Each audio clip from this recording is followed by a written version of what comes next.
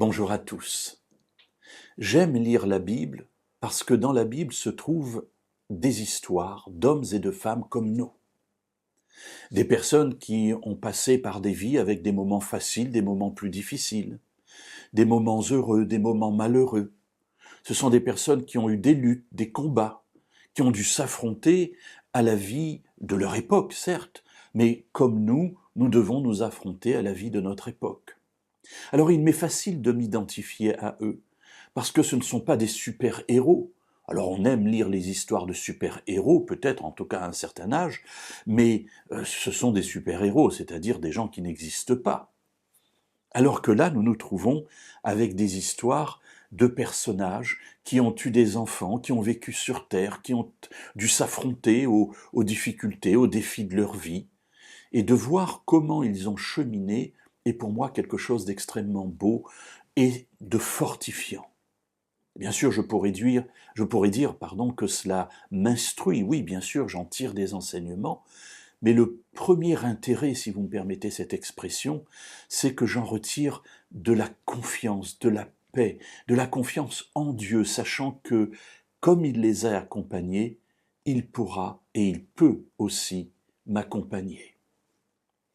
Dans le livre des psaumes, nous lisons au psaume 113, verset 7, « De la poussière, Dieu redresse le faible.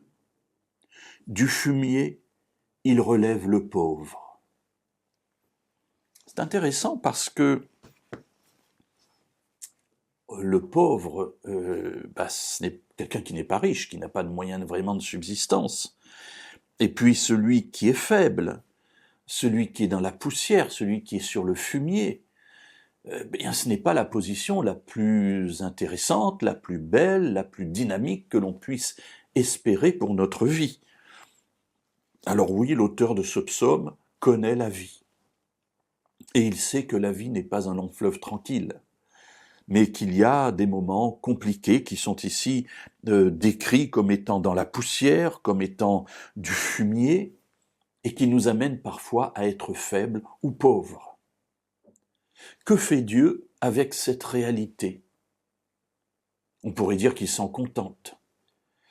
Il est vrai que lorsque nous regardons le monde dans lequel nous vivons, nous nous disons qu'il y a des personnes qui n'ont pas la chance de pouvoir avoir Internet, de pouvoir avoir des méditations, de pouvoir avoir du matériel pour enregistrer des émissions, bref, qui n'ont pas de quoi manger ou de quoi boire, les éléments essentiels dans le sens le plus profond du terme, pour vivre. Alors nous, quand nous disons que nous n'avons rien, nous avons déjà beaucoup de superflu par rapport à eux, mais eux manquent de l'essentiel. Et ce dont ils ont besoin, bien entendu, au travers de ce que nous pouvons faire pour eux, parce que nous sommes les bras, les mains de Dieu pour aider ceux qui sont en difficulté, mais c'est aussi tout d'abord de pouvoir retrouver notre confiance et notre foi en Dieu. Il y a ici cette parole très forte qui, pour moi en tout cas, m'a fait du bien à de multiples reprises dans ma vie. Oui, même quand je suis dans la poussière, même quand je suis dans le fumier, Dieu redresse le faible et il relève le pauvre.